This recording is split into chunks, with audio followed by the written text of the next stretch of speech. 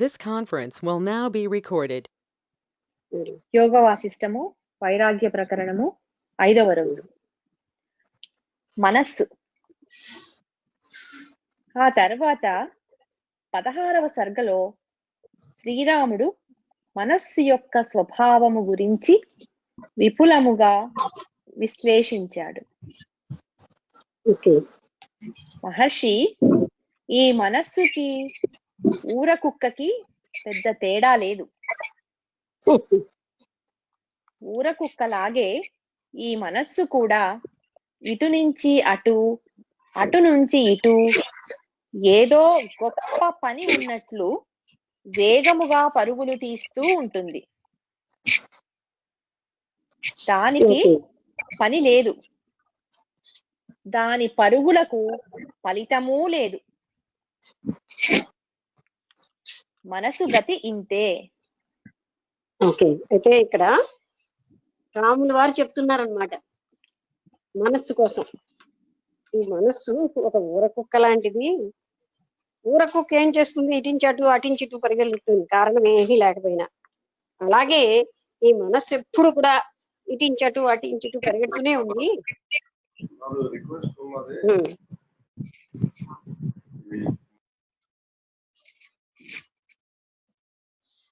చెప్పండి, చదవండి. మహాత్మా, సింహాన్ని బోనులో పెట్టటము ఎంత కష్టమో ఈ మనస్సుని అదుపులో పెట్టటము అంత కష్టం. ఈ మనస్సు చేసే మనస్సును అదుపులో పెట్టడం అన్నది చాలా కష్టతరమైన పని. మనందరికీ కూడా ఆ విషయం తెలుసు. సింహాన్ని బోనులో పెట్టడం ఎంత కష్టమో మనస్సుని అదుపులో పెట్టాలంటే ఇది ఎంత కష్టతరమైన పని అని మన అందరికీ తెలుసు. ఆనాడు అర్జునుడు కూడా కృష్ణుడిని అడుగుతాడు. అంటే ఇది అనాదిగా అందరూ అడుగుతున్న ప్రశ్న, ఎలా ఈ మనసును కంట్రోల్లో పెట్టడం. అదే రాముల వారు కూడా చెప్తున్నారు, సింహాన్ని బోన్లో పెట్టడం ఎంత కష్టమో మనస్సును అదుపులో పెట్టడం అంత కష్టం. ఈ మనస్సు చేసే అపకారాలలో గొప్ప అపకారం ఏమిటంటే అన్ని శరీరాలలోనూ ఒకే పరమాత్మ వ్యాపించి ఉన్నాడని అది ఒప్పుకోనీయదు. ఇది చాలా పెద్ద అపకారం.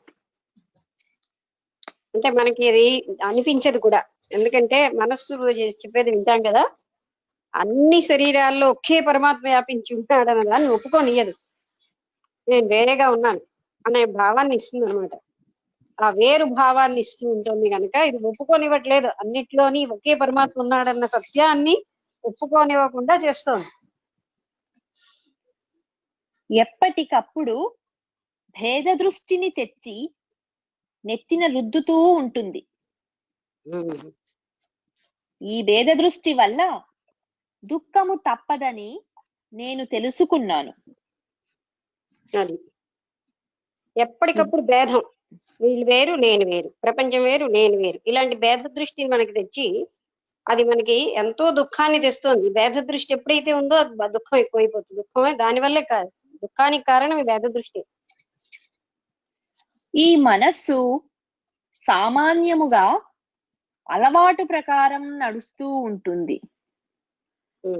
కానీ ఒక కొత్త ఆశ చూపించామంటే చాలు, ఏళ్ల తరబడి చేస్తూ వస్తున్న మంచి అలవాటుని క్షణంలో మర్చిపోతుంది. మనస్సు యొక్క నైజం చెప్తున్నారండి. అది ఎప్పుడూ అలవాటు ప్రకారం వెళ్తూ ఉంటుంది. కానీ ఒక్కరోజు ఒకసారి దానికి ఏదైనా కొత్త రుచి చూపించామంటే ఇంతకాలం ఉన్న మంచి అలవాట్లన్నీ వదిలేసి దాన్నే పట్టుకుంటుంది. అంటే ఎప్పుడు అలవాటు లేని వాళ్ళు ఒకసారి స్మోక్ చేశారనుకోండి, వాళ్ళకి ఎన్నేళ్ల బట్టి అలవాటు లేకపోయినా అటే వెళ్ళిపోతారు, డ్రింక్ చేసినా అంతే. అలాగే ఒక వ్యక్తిని నిందించే అలవాటు లేని వాళ్ళు నింద, ఇలాంటివన్నీ మనకి ఆనందంగా ఉంటాయి, వాటిల్లోకి వెళ్ళిపోతూ ఉంటారు. అంటే ఒక కొత్త రుచి చూపిస్తే చాలు అదే పట్టుకుంటుంది, ఇంతకాలం ఉన్న మంచి అలవాట్లన్నీ వదిలేస్తుంది.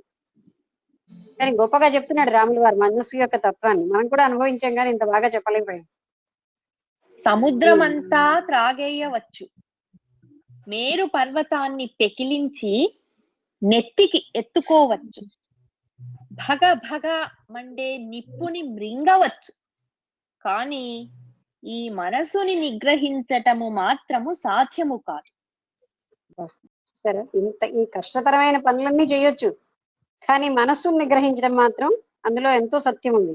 సాధ్యం కాని పని. భగభగా మండే నిప్పును కూడా మనం మింగివచ్చు. ఇలా ఇందాక మేరు పర్వతాన్ని అధిరోహించవచ్చునా ఏంటండి? మేరు పర్వతాన్ని పెకిలించి నెత్తికి ఎత్తుకోవచ్చు. పెకిలించిట, వేగంగా నెత్తిమి పెట్టేసుకోవచ్చుట, అదేనా సులువే గాని మనస్సుని మాత్రం నియంత్రించడం చాలా కష్టతరమైన పని. చాలా బాగా చెప్తున్నారు ఇది. ఈ చిత్తాన్ని నిగ్రహించాలని అంత పట్టుదల ఎందుకు అంటావేమో. నాకు చూడగా చూడగా ఈ జగత్తు మొత్తానికి, అనగా ఈ జగత్తులో ఉండే పదార్థాలన్నిటికీ మనస్సే కారణం అనిపిస్తోంది.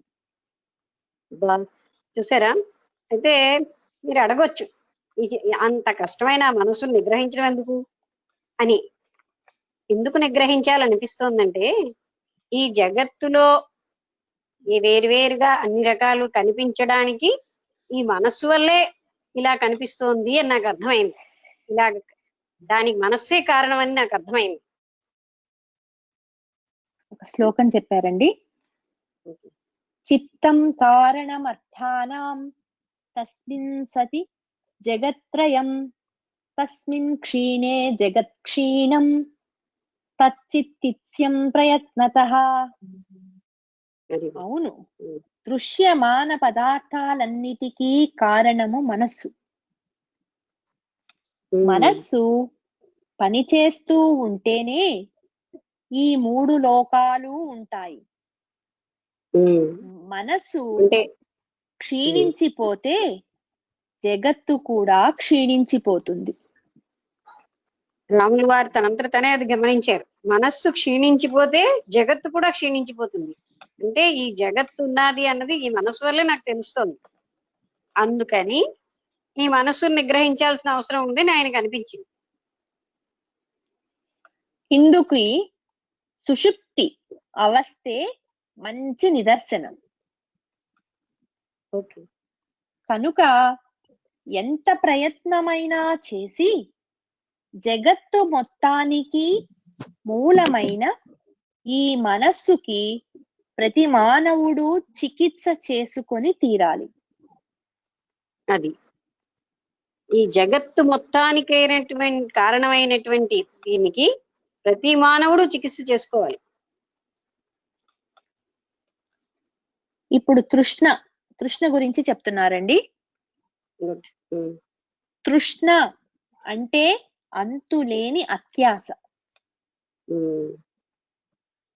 17వ సర్గలో శ్రీరాముడు దీనిని విశ్లేషిస్తున్నాడు. మనస్సు, తృష్ణ మొగుడు పెళ్ళాం లాంటివి. వెనుకటి స్వర్గలో శ్రీరాముడు ఒకసారి చెప్పాడు. ఎందుకంటే వాటి సంబంధం అంత సన్నిహితమైనది. ఇప్పుడు తృష్ణ అంటే అంతులేని కోరిక. అయితే ఈ అంతులేని ఆశ అనొచ్చు. ఈ మనస్సు, తృష్ణ ఇవి రెండిటికి చాలా సంబంధం ఉంది. అందుకే వాటిని భార్యాభర్తలతో పోలుస్తున్నారు. అంత సంబంధం ఉందన్నమాట. అంటే ఎక్కడ తృష్ణకి మనస్సుకి అంతరం. ఈ తృష్ణ ఇప్పుడు దీనికోసం రాముల వారు చెప్తున్నారు. అది ఎంత ప్రమాదమైంది, దానివల్ల ఏం జరుగుతుంది అని. ఓకే, మహర్షి, తృష్ణ అనేది ఒక చీకటి రాత్రి వంటిది. చీకటి రాత్రి మనుషుల కళ్ళని కప్పేస్తుంది. తలక్రిందులుగా వేలాడే గబ్బిలాలకి కళ్ళు తెరుస్తుంది. అలాగే ఈ తృష్ణ అనే రాత్రి వివేకాన్ని కప్పివేసి రాగద్వేషాలనే గబ్బిలాలని లేపుతుంది.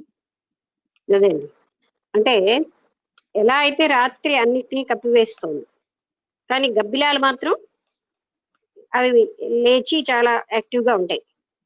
అలాగే ఇది వివేకాన్ని కప్పేసి రాగద్వేషాలన్న వాటిని లేవదీస్తుంది. అవి గబ్బిలాలతో పోల్చారు. ఈ తృష్ణ చేసే పని అది. మునీంద్ర, ఎంత బలిష్టమైన ఎద్దైనా ముక్కుకి తాడు వేసి లాగితే లొంగిపోయినట్లుగా నేను ఈ తృష్ణకి లొంగిపోతున్నాను. ఎంత బలీయమైన ఎద్దైనా దాని ముక్కుకి తాడు వేసి లాగితే అది ఎలా లొంగిపోతుందో ఈ తృష్ణకి కూడా, అంటే ఈ తృష్ణ ఎంత పవర్ఫుల్ అంటే రాముల వారు లాంటి వాళ్ళే నేను ఈ తృష్ణకి లొంగిపోతున్నానని చెప్తున్నారంటే అంత బలీయమైంది అనమాట అది. ఈ తృష్ణ మనుషులలో సుగుణాలని మిగలనీయదు. వారికి మూర్ఖత్వాన్ని అంటగడుతుంది. ఇది ఒక మహావ్యాధి వంటిది. మనుషుల్లో సుగుణాలేమీ లేకుండా చేసి వాళ్ళకు ఒక మూర్ఖత్వాన్ని అంటగట్టి ఇది ఒక పెద్ద వ్యాధి లాంటిది తృష్ణ అన్నది. అన్ని సుఖాలని ఏర్పాటు చేసి అంతఃపురములో సుఖంగా కూర్చోరా బాబు అన్నా కూర్చోనీయక కారడవులలో పరిగెత్తిస్తుంది. తృష్ణ చేసే పని. లోకంలో ప్రతివాడు ఆరోగ్యం కోసం తహతహలాడిపోతూ ఉంటాడు. ఇది కూడా తృష్ణ యొక్క కార్యాలలో ఒకటే. అంటే ఈ తృష్ణ ఏం చేస్తుంది మన్ని అంటే ఉదాహరణగా చెప్తున్నారు, అంతఃపురంలో అన్ని ఇచ్చేసి అన్ని సుఖాలు ఇచ్చి హాయిగా ఉండు అని చెప్తే అలాంటి వ్యక్తిలో తృష్ణ వచ్చేసరికల్లా కారడవుల్లో కూడా పరిగెడతాడు ఆయన. ఎందుకంటే తృష్ణ అలా చేస్తుంది. ఎన్ని సుఖాలుండి అన్నున్నా ఆయనకి ఇంకెక్కడికి వెళ్ళాల్సిన అవసరం లేకుండా అన్ని ఇచ్చినా తృష్ణగాను ఉంటే వెంటనే బయటకి పరిగెడతారు, కారడవుల్లోకి పరిగెడతారంటే ఏమీ కనబడినటువంటి దట్టమైన అడవుల్లోకి. ఇది మనిషిని ఈ విధంగా సుఖం లేకుండా చేస్తుంది అనమాట. తర్వాత వాక్యం ఏంటండి? ప్రతివాడు ఆరోగ్యం కోసం తహతహలాడిపోతూ ఉంటాడు. ఇది కూడా కృష్ణ కార్యాలలో ఒకటే. అది అంటే ఇది మామూలుగా మనం ఆరోగ్యం ముఖ్యమనే అంటాం కానండి, దానికోసం అంత తహతహలాడుతూ ఉంటాం. అంటే అమ్మో ఆరోగ్యంగా ఉండాలి ఎంతవరకు అంటే మనం కర్తవ్యంగా ఆరోగ్యమైనటువంటి విధానాలు పాటించడం వరకే మన పని. ఆరోగ్యం కోసం తృష్ణ కూడా తృష్ణే. అంటే అంత హెచ్చుగా గాఢమైంది. ఇంత ఆరోగ్యంగా ఉండి నేను చేసేది ఏమిటనేది కూడా అక్కడ ముఖ్యం. ఈ శరీరాన్ని ఆరోగ్యంగా ఉంచుకోవడం ఒకటేనా మన పని. దానికి ఇంగ్లీష్ లో ఒక ప్రావెర్బ్ ఉంది, ships in the harbour are safe but that is not what ships are meant for. అంటే ఓడలోని హార్బర్ లో ఉన్న షిప్స్ అన్ని చాలా భద్రంగా ఉంటాయి, కానీ అవి భద్రంగా అక్కడ ఉండడానికని తయారు చేయలేదు.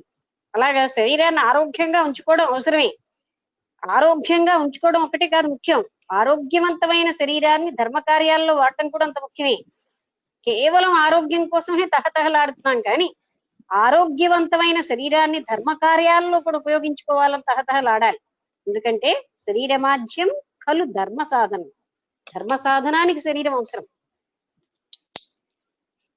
ఓకే, ఆడదాని కోసం పడే తృష్ణ కూడా ఇటువంటిదే. ఇక్కడ ఒక శ్లోకం ఉందండి. రోగార్థి రంగనా తృష్ణ గంభీరమపి మానవాం ఉత్తనాథాం నయన్యాసు సూర్యాంశవ ఇవాంబుజం. ఇప్పటిదాకా ఎంతో గంభీరముగా ఉండే మనిషి కూడా ఆరోగ్యం చెడిపోయిందంటే పెళ్ళకిలా పడి వెలవెలాబోతాడు.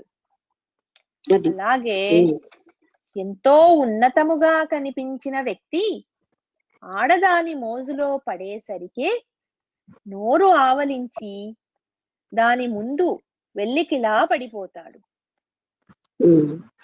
వాడు మేరునగ ధీరుడైనా సరే, అన్నీ చదివిన ప్రాజ్ఞుడైనా సరే, అది వీర భయంకరుడైనా సరే తృష్ణ తలుచుకుంటే వాడిని నిమిషములో గడ్డి పరకని ఊదేసినట్లు ఊదేస్తుంది.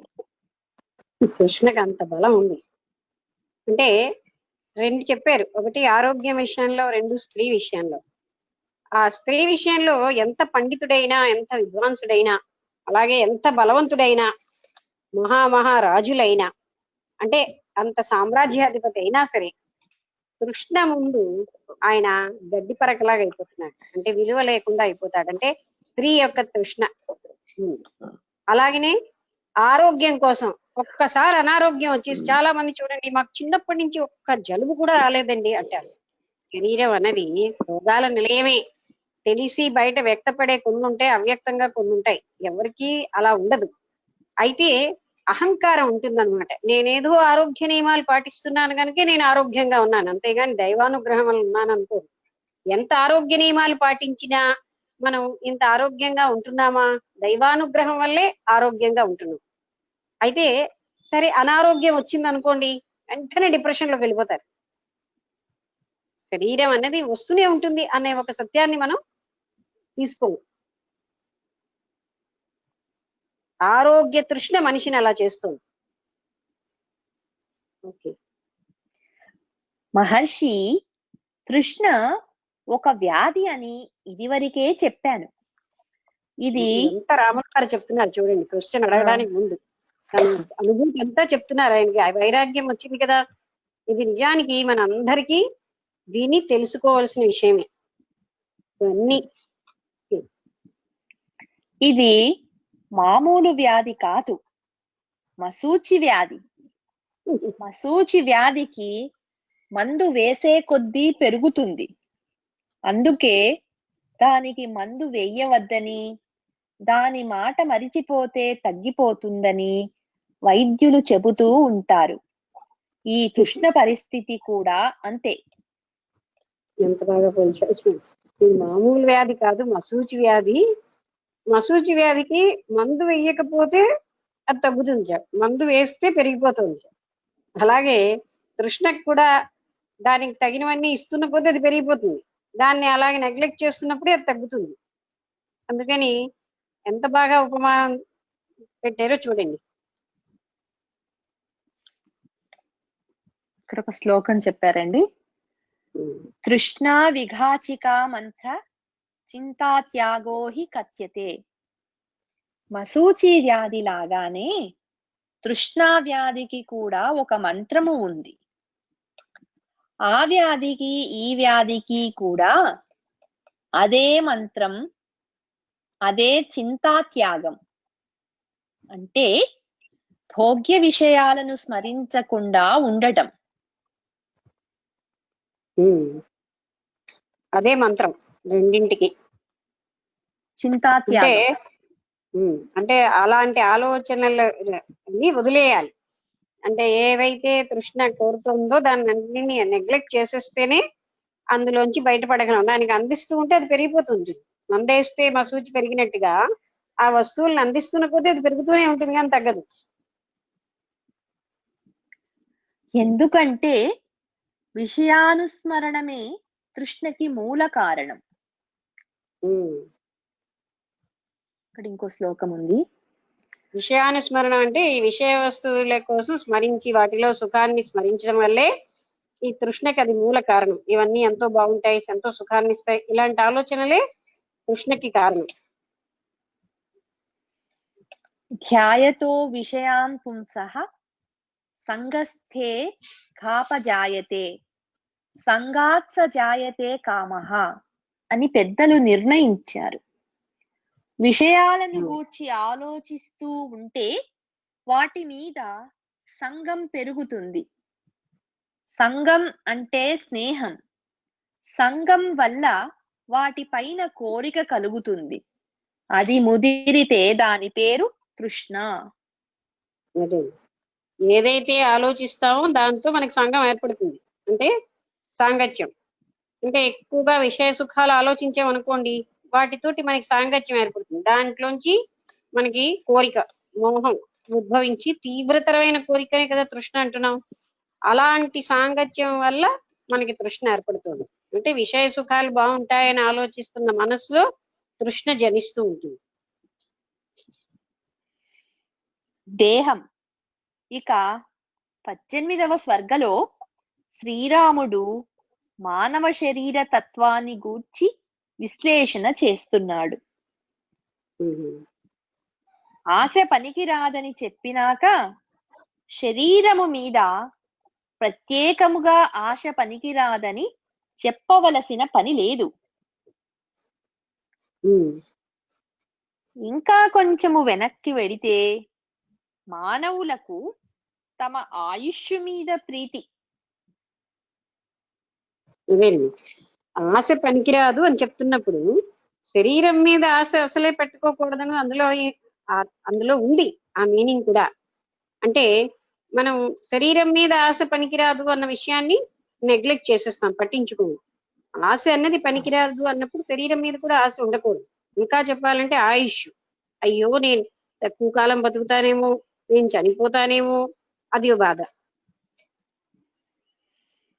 ఆయుష్ అన్నా శరీరం అన్నా ఇంచుమించు ఒకటే. ఇక దేహము మీద ప్రత్యేకముగా విశ్లేషణ చెయ్యటం ఎందుకు? ఎందుకంటే జీవులకు శరీరము మీద ప్రత్యేక అభిమానము ఉన్నది కాబట్టి. అంటే ప్రత్యేకమైన అభిమానం శరీరం మీద ఉంది కనుకే ఇలాగా విశ్లేషణ చేయవలసి వస్తుంది. జీవన్ భద్రాణి పశ్యతి అని సామెత ఉంది. అంటే బ్రతికి ఉంటే అదృష్టము అదే కలిసి వస్తుంది అని అర్థం. అదీ కాక మన సుఖాలన్నిటికీ మన శరీరమే ఆధారము అనే భావము జనములో ప్రబలముగా ఉంది. శరీరం ఎందుకు మనకు కావాలంటే సుఖాలు అనుభవించడానికి శరీరమే ప్రధానం అనే భావం, అంటే సుఖాలకి మూలం శరీరం అనే భావం జనంలో చాలా గట్టిగా ఉంది. అందుకే ఈ పాయింట్ మన అందరం కూడా గమనించాలి. శరీరాన్ని జాగ్రత్తగా ఉంచుకోవాలి అన్న దాన్నే చూస్తాం. అది దేనికి అంటే సుఖానుభూతికేనా?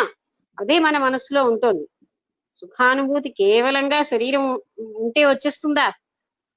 కానీ మనం ఎన్నో విషయాలు అలా అజ్ఞానజనితంగా ఆలోచిస్తూనే ఉంటాం. ఇది మనం జాగ్రత్తగా గమనించాలి. శరీరం ఉండాలి అని, శరీరం ఎక్కడ పోతుందో అని ఇలాంటి భయాలతో నిరంతరం జీవిస్తున్నాం. దైవానుగ్రహం ఉన్నంత కాలం మంచి పనులు చేస్తున్నంత కాలం, ధర్మ కార్యాలు చేస్తున్నంత కాలం ఇది అవసరమే. ఇక్కడ పని కర్తవ్యం అయిపోయిందో భూమి మీద ఒక సెకండ్ ఉన్నాం. ఆ పని అయిపోయినా ఉంచో అని ఏడ్చినా ఇక్కడ ఉంచబడదు. అందువల్ల ఎప్పుడు వెళ్ళిపోతాము అన్నదానికి మనం ముందే రెడీ అయిపోతే మంచిది. ప్రతివాడికి శరీరము మీద అధిక ప్రేమ ఉంటుంది. అందువల్ల శ్రీరాముడు ఈ శరీర తత్వాన్ని గూర్చి 62 శ్లోకాలలో ప్రత్యేకముగా చర్చించాడు.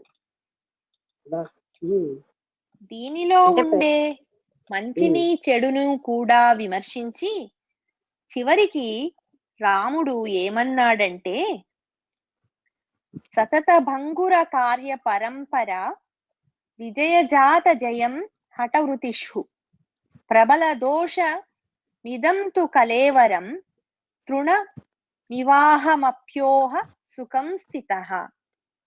అంటే లోకంలో అతి త్వరగా నశించిపోవటము అనే విషయములో ఒకదానితో ఒకటి పోటీ పడే పదార్థాలు కొన్ని ఉన్నాయి. అటువంటి పోటీలో విజయము సాధించినవి కొన్ని ఉన్నాయి. ఉదాహరణకి మెరుపులు, శరత్కాల మేఘాలు, గంధర్వ నగరాలు మొదలైనవి ఆ కోవకి చెందుతాయి. అంటే ప్రపంచంలో ఈ పోటీలు ఉన్నాయి, ఒకదాని తర్వాత ఒకటి పోటీలో నెగ్గడానికని ప్రయత్నిస్తూ ఉంటాయి. అవి ఒకదానికంటే ఒకటి వేగంగా నశించిపోతూనే ఉంటాయి. అలాంటి వాటిల్లో మెరుపులని, శరత్కాల మేఘాలు, గంధర్వ నగరాలు ఇవన్నీ ఎక్కువ కాలం ఉండవు. వాటి మీద కూడా పోటీ చేసి గెలిచిన పదార్థం ఈ శరీరం. దీనికి ఈ విజయం ఎందుకు దక్కిందంటే ఆ మెరుపులు మొదలైన వాటిల్లో ఏ ఏ దోషాలు ఉన్నాయో ఆ దోషాలతో పాటు అంతకన్నా ప్రబలమైన దోషాలు దీంట్లో ఉన్నాయి.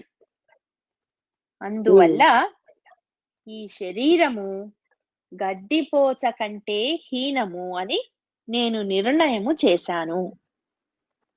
ఆయనకు అప్పుడే అది అర్థమైపోయింది.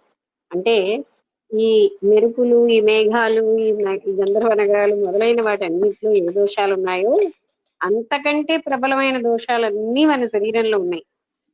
అందుకే నేను దీన్ని గడ్డిపోచ కంటే హీనమైనది అని నేను నిర్ణయం చేశాను. తర్వాత అంటే ఇంకా దేహం గురించి, శరీరం గురించి 18వ సర్క అయిపోయింది. తర్వాత బాల యవ్వన వార్ధవ్యాల గురించి మాట్లాడుతున్నారు. తర్వాత శ్రీరాముడు 19, 20, 21, 22 సర్గలలో ఈ శరీరానికి కల బాల్యం, యవ్వనం, వార్ధవ్యం మొదలైన విషయాలన్నీ విశదముగా విశ్లేషణ చేశాడు. వార్ధక్యమా వార్ధవ్యమా? వార్ధక్యం, మీరే కరెక్ట్. వార్ధక్యం. కొందరు బాల అవస్థ అమాయకత్వముతో కూడింది కనుక నిర్మలమైనదని చెబుతూ ఉంటారు. చాలా మంది చెప్తారు. సుభద్రా కుమారి చౌహాన్ అనే ఒక పోయెట్ ఎంత మధురమైనది నా బాల్యం అంటూ ఒక పద్యం రాశారు. మధురయాద్ తీరా అంటే నీ మధుర జ్ఞాపకాలు వస్తున్నాయి. కానీ మనందరం ఉంటాం, ఏం బాగుండేదండి చిన్న వయసు. కానీ మనం ఏం చేస్తున్నామంటే ఆ చిన్న వయసులో ఉన్నవన్నీ మర్చిపోతున్నాం. ఏవో కొన్ని జ్ఞాపకాలు పెట్టుకుని బాగుందంటాం.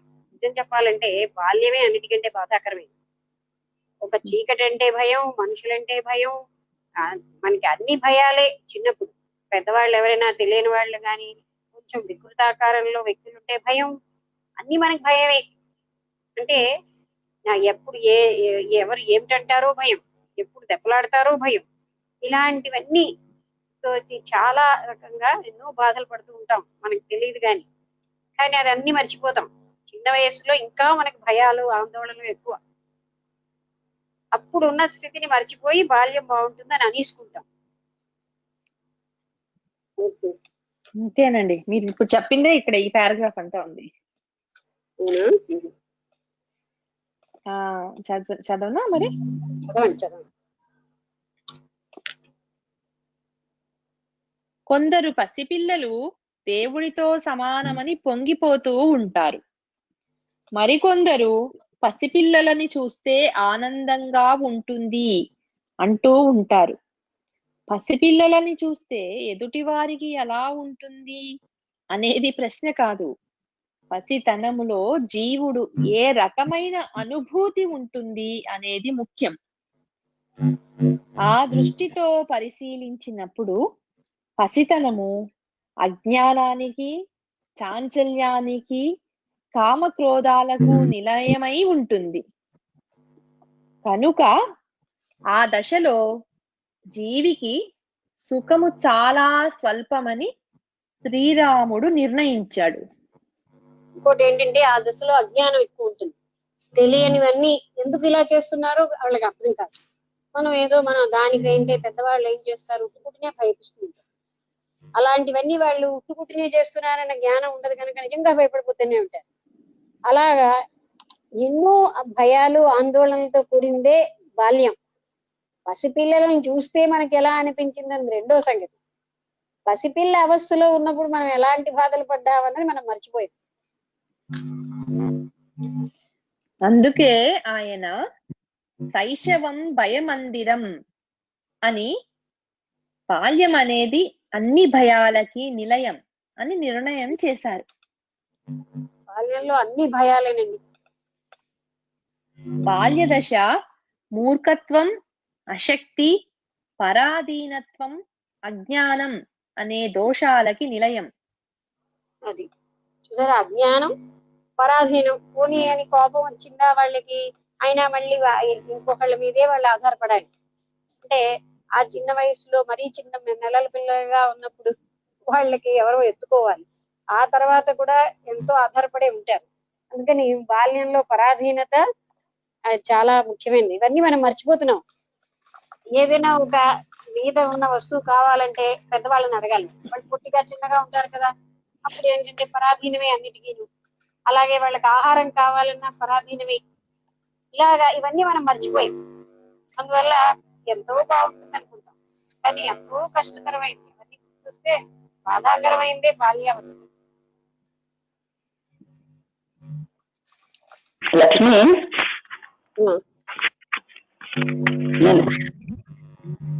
కానీ కానీ చిన్నప్పుడు రెస్పాన్సిబిలిటీస్ ఉండవు, హాయిగా ఆడుకుంటూ ఉంటే ఇప్పుడు మనమేమో చక్కగా భవిష్యత్తు గురించి దీని గురించి ఆలోచించాము, భూతకాలం గురించి. అంతేకాక అదొక పాయింట్. రెండోది ఏమిటి అంటే, ఇప్పుడు ఇది చెప్పిందంతా ఎవరు చెప్తున్నారు? రాముడు చెప్తున్నాడు. డిప్రెషన్ లో ఉన్న రాముడు. అవునండి, అంటే కానీ అవును, కానీ అది కరెక్టే కదా. బాల్యం అంతా అలాంటి దాంతో నిండుంది. డిప్రెషన్ లో రాముడు చెప్తున్నాడు. అది పాయింట్. డిప్రెషన్ లో చెప్పినా రాముడు చెప్పినంత సత్యమే. డిప్రెషన్ లో చెప్పినంత మాత్రంలో ఆయన అజ్ఞానంలో చెప్పలేదు, జ్ఞానంగానే చెప్తున్నాడు. ఆయన డిప్రెషన్ అంటే దేనికి డిప్రెషన్ పొందుతున్నాడు? ఇదంతా అనిత్యమైనది అన్న ఒక స్పృహ ఆయనకు వచ్చేసింది. ఆయన జ్ఞానంగా ఉన్నాడు. అందుకే ఆయనకి అవసరం లేది ఏంటి, పనికిరానివన్నీ పట్టుకుంటున్నానే, అసలైన శాశ్వతత్వాన్ని వదిలేస్తున్నానే అనే బాధ ఆయనకు వచ్చేసింది అనమాట. ఆ డిప్రెషన్ లో అజ్ఞానం లేదే, చెప్పేవన్నీ ఆయన సత్యమే చెప్తున్నాడే. అందుకే బాల్యావస్థ నిజంగా కూడా మనం ఆలోచిస్తే, బాల్యంలో స్టెప్ లోని మనకి భయమే. వాళ్ళకి బాధ్యత లేకపోవడం ఏంటి, మనకున్నట్టుగా కంపారిటివ్ గా ఆలోచిస్తే ఇప్పుడు అది లేకపోవచ్చు, కానీ వాళ్ళకు ఉంటాయి. వాళ్ళకి పనులు ఎన్ని ఉంటాయో ఆ పనులు మనం ప్రాధాన్యంగా తీసుకో. అందుకే ఒక ప్రొఫెసర్ గారి మనవడు ఏమి చెప్పేట, 5 రారా నువ్వు స్నానానికి అని పిలిస్తే నాకు ఒక్క 5 మినిట్స్ టైం కావాలన్నట్టు. సరే 5 మినిట్స్ టైం. తను ఏం చేసాడు ఈ 5 మినిట్స్ టైంలో? అమెరికాలో వాళ్ళు నేను ఇప్పుడే వచ్చి అనుకుంటా ఓకే అన్నారు. అంటే ఆ టైంలో ఓసారి సైకిల్ తొక్కి, ఓసారి తను అనుకున్న పనులన్నీ చేసి వచ్చాడు 5 మినిట్స్ కి. అంటే అవి మన దృష్టిలో ప్రాధాన్యత లేదు. వాళ్ళ స్థితిలో ఆలోచిస్తే ఆ పనులకు ప్రాధాన్యత ఉంది. వాళ్ళకున్నవి వాళ్ళకు ఉంటాయి. మనం ఏం ఆలోచిస్తున్నాం, మనలాంటి బాధ్యత వాడికి లేదని. మనం నిశ్చింతగా అయిపోయాం, నిర్భయంగా అయిపోయాం. మనకి ఎన్నో చీకటి అంటే భయం లేదు, కనబడే మనుషులంటే భయం లేదు, స్ట్రేంజర్స్ అంటే భయం లేదు. వాళ్ళకి అన్ని భయమే, ప్రతి దానికి పరాధీనతే. అది మనం మర్చిపోతున్నాం. ఏ చిన్న వస్తువు కావాలన్నా ఇప్పుడు కాదు అని వాళ్ళ అమ్మ అంటే అప్పుడు వాడికి బాధగానే ఉంటుంది. అలా కాదు, ఇంకొకళ్ళు వస్తారు, ఇంకేదో ఏడిపించడానికి చేస్తారు వాళ్ళ వినోదాలు, అది వాళ్ళు భయపడతారు. ఇలా క్షణము భయపడుతూనే ఉంటారు వాళ్ళు. వాళ్ళకి హ్యాపీగా ఉండే అకేషనే తక్కువ అసలు. ఎందుకంటే వాళ్ళు రియల్ అనుకుంటారు ఇవన్నీ. ఇంకొకళ్ళు వస్తారు, బుగ్గ గట్టిగా పీకుతూ ఉంటారు, వాళ్ళకి ఎంత నొప్పి పెడుతుందని చూడరు. అవన్నీ బాధలే. వాళ్ళ లెవెల్లో మనం చూడాలి, మనంతో పోల్చుకోకూడదు. వాళ్ళకి ఎన్నో ఉన్నాయి. వాళ్ళు ఏ పని చేసినా నువ్వు పెంకితనం చేస్తున్నావు అంటారు. అవి వాళ్ళ పనులవి, వాళ్ళకి ఎనర్జీ ఎక్కువ ఉంటుంది. అది మనకి డిస్టర్బెన్స్ అన్న జ్ఞానం అక్కడ లేదు, అజ్ఞానం ఉంటుంది కనుక వాళ్ళు పనులు చేస్తూ ఉంటారు. అవన్నిటితో వాళ్ళు బిజీగా ఉంటారు. అసలు ఆ పనులు మనం నవ్వుగా తీసుకుంటాం. కానీ ఒక ఆట వస్తువు ఇస్తే దాన్ని పీకుతాడు, లోపల ఏ పార్టీ ఆ పార్టీ, అది పెద్ద పని. ఆ పని అది మనకి చెడ్డ అనిపిస్తుంది, వాడికి అది కరెక్టే. అందు లోపల ఏముంది అని తెలుసుకోవడానికి పీకుతూ ఉంటాడు. ఒక ఇంట్లో ఒక తండ్రి రకరకాలైన ఆట బొమ్మలు కొనిపెట్టేవాడు. ఆయన ఎలా పీకుతూ ఉంటాడు అన్ని అబ్జర్వ్ చేస్తూ ఉండేవాడు. అంటే ఈయన ఇంటలెక్ట్ ని అబ్జర్వ్ చేసాడు.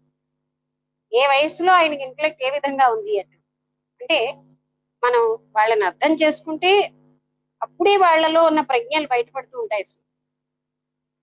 అందుకనే చాలా బాధాకరమైనదే బాల్యావస్థ. ఎందుకులే వాళ్ళ బాధ్యతలు, వాళ్ళ పనులన్నీ వాళ్ళ బాధ్యతలు మన బాధ్యతలుగా మనకు ఉండవు. పొద్దున్నే లేచి పళ్ళు తోముకో అంటారు. ఆ పళ్ళు తోముకోవడం వాళ్ళకు పెద్ద బాధ్యతే. ఓకే,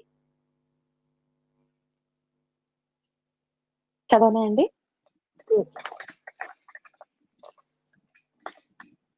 యవ్వన దశ వచ్చేసరికి ఈ దోషాలన్నీ ఎగిరిపోతాయి కదా, కనుక యవ్వనం ప్రశస్తం కాకూడదా అనే ప్రశ్న వేసుకొని శ్రీరాముడు యవ్వనము విషయములో తన విశ్లేషణ కొనసాగించాడు.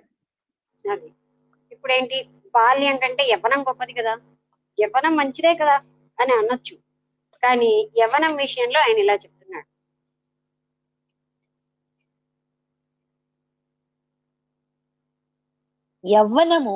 యవ్వనములో అత్యాశ, ద్వేషము, మదము, అసూయ, గర్వము, అతికామము మొదలైన దోషాలు మితిమీరి ఉంటాయని, అందువల్ల ఆ దశలో కూడా జీవికి సుఖం లేదని నిర్ణయం చేశాడు. మతమా అదేమిటి అక్కడ మాతో వచ్చింది? మదం. యవ్వనంలో ఇవన్నీ ఎక్కువ ఉంటాయండి. అసూయ, ద్వేషం, మదం. ఇది తర్వాత వాళ్ళకి ఆ సమయంలో కూడా మనకు తెలుసుండే కొంత గుర్తుంది కదా, యవ్వనంలో ఎప్పుడు స్థిరంగా ఉంటారు. ఏదేదో పొందియాలి, ఏదేదో చేసేయాలి, ఏదేదో ఇంకా అనుభవించేయాలి, ఇలాంటివన్నీ.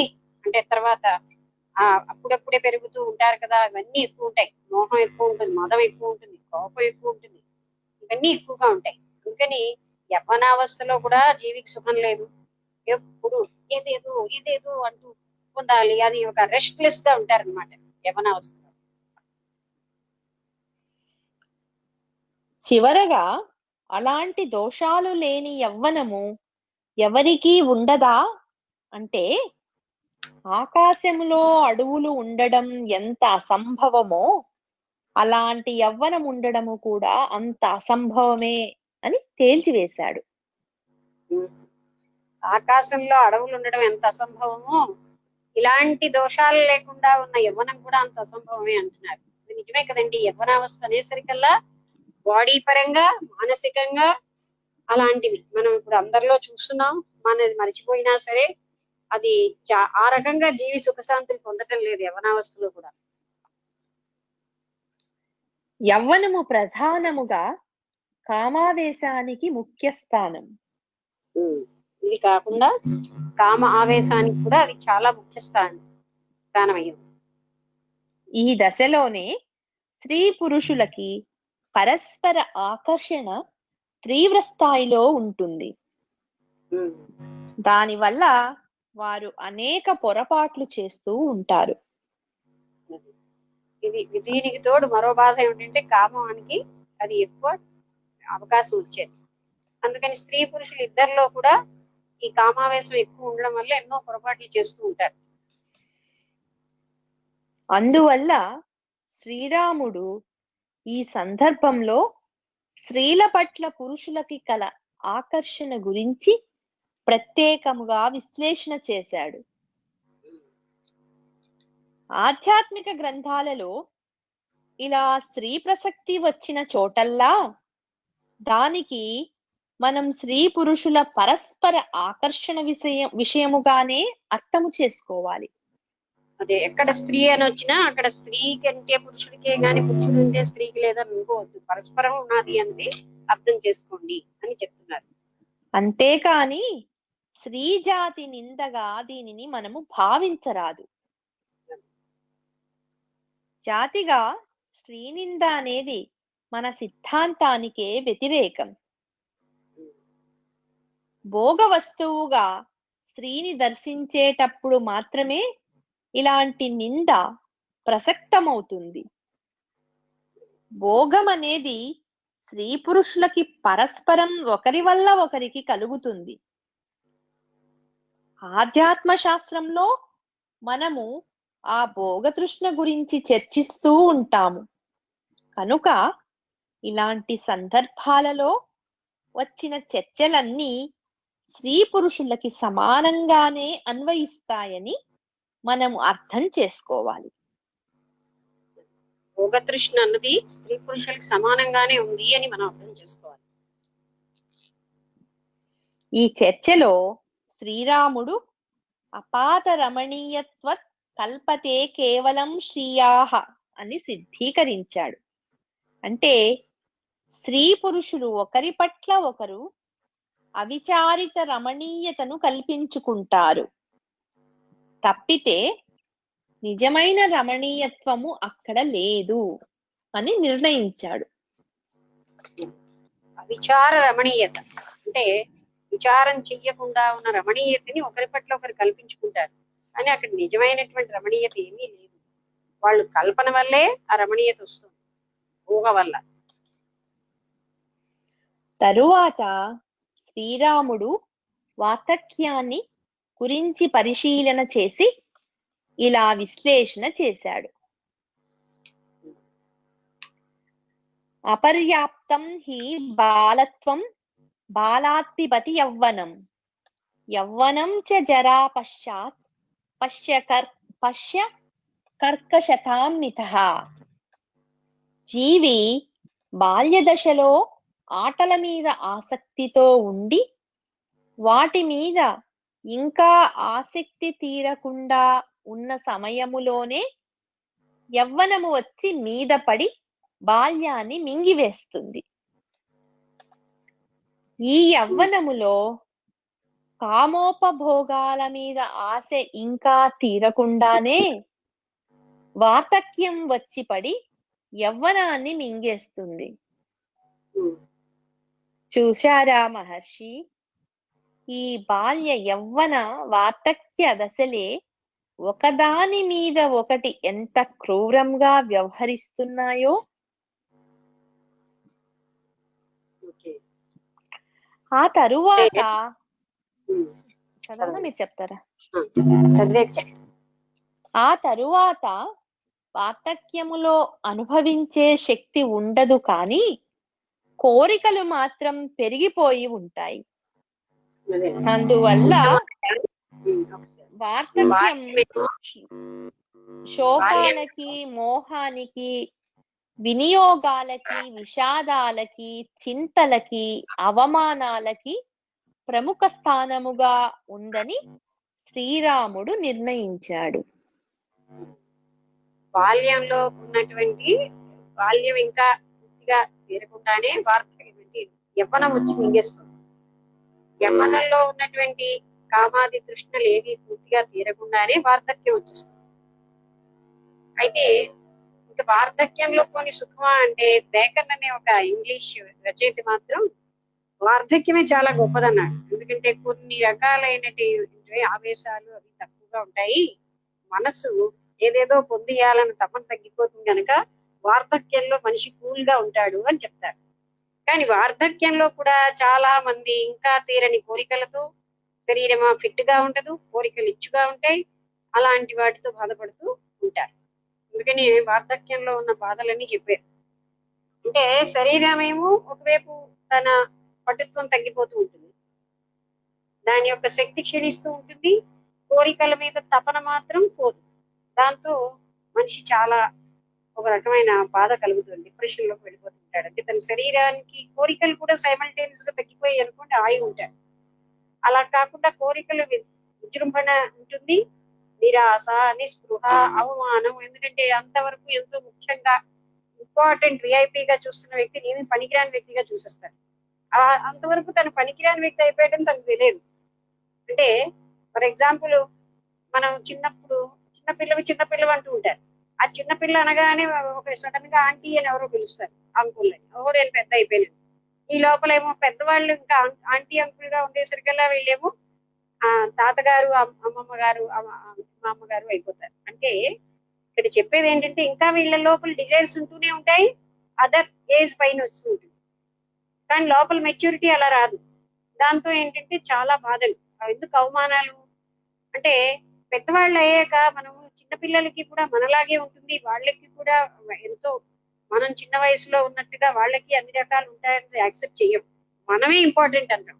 అందువల్ల మనకి అవమానాలు బాధలు ఎక్కువ ఉంటాయి.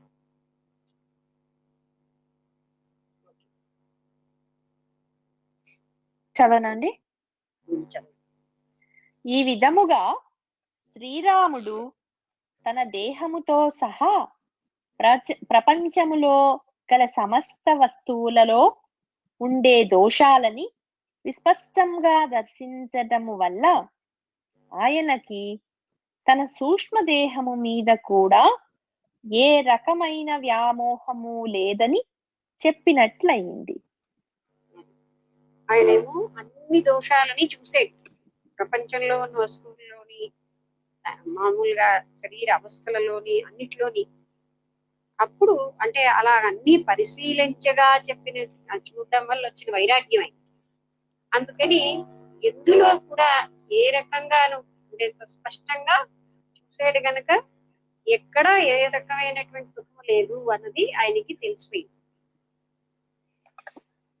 సూక్ష్మ శరీరము మీద మోహము లేదంటే దాని అర్థం ఏమిటంటే సూక్ష్మ శరీరము ద్వారా జీవులు లోకాంతరాంతలో అనుభవించేటువంటి స్వర్గ సుఖాదుల మీద కూడా శ్రీరామునకు ఏ రకమైన వ్యామోహము లేదని దీని వల్ల స్పష్టమవుతున్నది. ఆయనకి సూక్ష్మ శరీరం మీద కూడా వ్యామోహం లేదు అని చెప్తున్నారంటే అర్థం ఏంటి? సూక్ష్మ శరీరంతో ఇతర లోకాలకు కూడా వెళ్ళి అందులో ఉన్న అనుభవాలు అంటే ముఖ్యంగా స్వర్గాది లోకాలలో కూడా ఏమీ సుఖం లేదు అన్నది ఆయనకు అర్థం అయిపోయింది కనుక ఆయన అంత వైరాగ్యంతో మాట్లాడుతున్నాడంటే ఈ వైరాగ్యం మామూలుగా ఉన్న వ్యక్తులకైతే ఎంతో పెద్ద వయసు వచ్చినా రాదు. ఆయనకి చిన్నప్పుడే ఆయనకి వైరాగ్యం వచ్చేసింది. ఆ వైరాగ్యం ఆయన చెప్పినవన్నీ జ్ఞానంతో ప్రతిదాన్ని చూసి అబ్జర్వ్ చేసి ఆయన చెప్తున్నాడు. దాని మీద అంతర్గతంగా అనుభవంతోనే ఆ చిన్న వయసులోనే ఆయనకు వచ్చేసింది ఆ అనుభవం. అందుకని సూక్ష్మ లోకాల్లో సూక్ష్మ శరీరం మీద కూడా ఆయనకి మోహం లేదు, స్థూల శరీరం మీద కూడా లేదు. కాగా ఇప్పటి వరకు శ్రీరాముడు చెప్పిన మాటలను బట్టి శ్రీరాముడికి ఇహాముత్ర ఫలభోగ విరాగము అనేటువంటి సాధనా సోపానము సంపూర్ణముగా స్వాధీనమైనదని విశ్వామిత్ర మహర్షికి అర్థమైనది. ఏంటంటే ఇహాముత్ర ఫలభోగ విరాగము. హాకి దీర్ఘం ఉందండి, నాకు తెలిసి ఇహముత్ర ఫలభోగ విరాగము, కానీ ఇక్కడ హాకి దీర్ఘం ఇచ్చారు. ఆయన మాట్లాడేటప్పుడు కూడా ఇహాముత్ర ఫలభోగ విరాగం అనే చెప్పారు, అందుకని నేను దీర్ఘం ఉందేమో అనుకుంటున్నాను, నాకు తెలియదు, మీరు చెప్పాలి. అదేలేండి, అంటే ఇక్కడ ఇహం అంటే ఈ లోకం, పరం అంటే పరలోకం. వాటిలో ఉన్నటువంటి ఫలభోగాల మీద విరాగం వచ్చేసింది, వైరాగ్యం. అంటే ఇహలోకం మీద, ఇతర లోకాలలో ఉన్న వాటి మీద, వాటి యొక్క ఫలితాలన్నిటి మీద ఆయనకి వైరాగ్యం వచ్చేసింది అనమాట. ఆ స్థితి ఆ వయసులోనే ఆయన సాధించగలిగాడు. అంటే వేటిలోని సుఖము లేదు అనే జ్ఞానం ఆయనకి నిశ్చితంగా వచ్చేసింది. అందుకే ఆ వైరాగ్యము అంటే ఏంటండి, ఆయనకి రాగము లేదు వీటి మీద, వాటిలో ఏమి సుఖం లేదు అనే కన్ఫర్మేషన్ ఆ వయసులో ఆయనకు వచ్చేసింది. ఎప్పుడైతే వైరాగ్యం వచ్చిందో అప్పుడు ఆయనకి ఈ వైరాగ్యం లేని వాటిని పట్టుకుని వేలాడుతున్నామేంటి అనేటటువంటి నిస్పృహ వచ్చింది. వేదాంత విద్యలో ప్రవేశించటానికి ముఖ్యముగా 4 అర్హతలు కావాలని శాస్త్ర నిర్ణయం. వీటినే వరుసగా 1 ఇహాముత్ర ఫలభోగ విరాగము, 2 నిత్యానిత్య వస్తు వివేకము, 3 క్షమాది షట్క సంపత్తి, 4 ముముక్షత్వము అని అంటారు.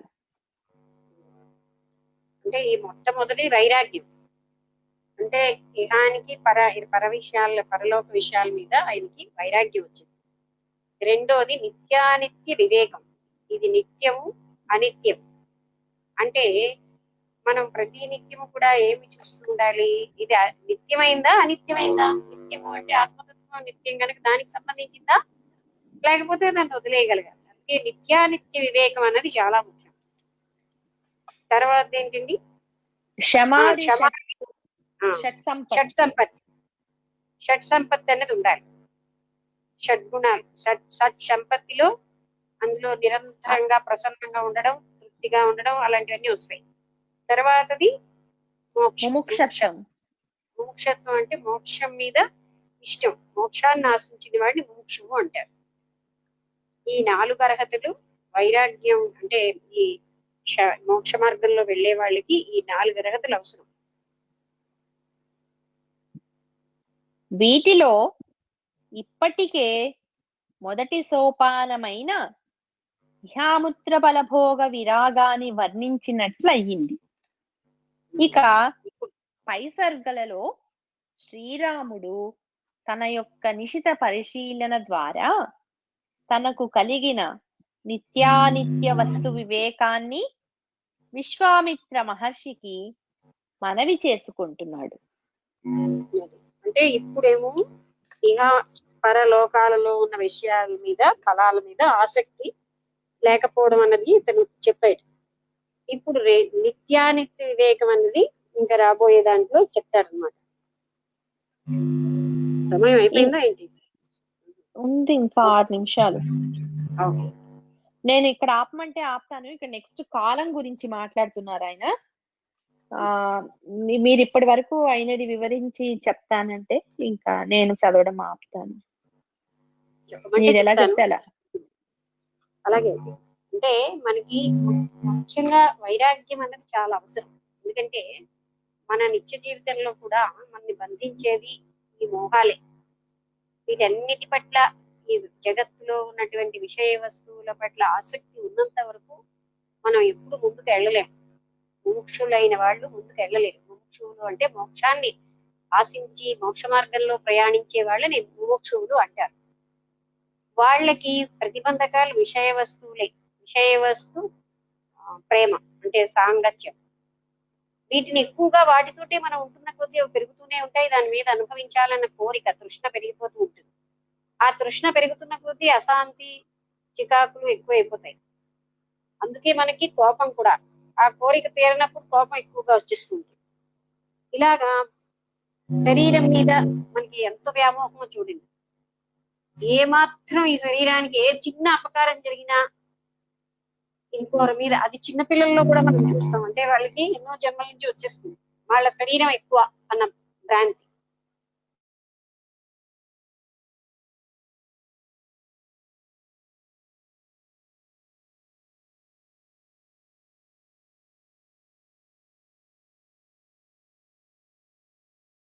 హలో హలో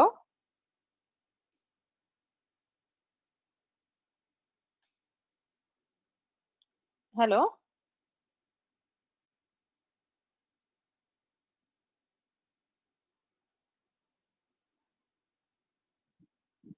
లక్ష్మి గారు. ఓకే,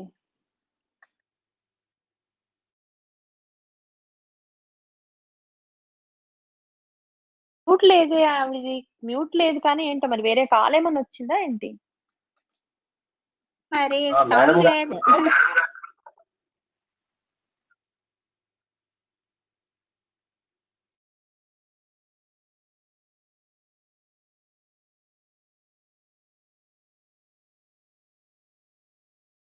ఆఫ్లైన్ చూపిస్తున్నదండి, నెట్ కనెక్షన్ అయినప్పుడు. ఇంతసేపు వినిపించట్లేదా? మీరు మాట్లాడేది వినపడట్లేదండి. నేను నాది కట్ అయిపోయిందేమో అనుకున్నాను అసలు. అవునా?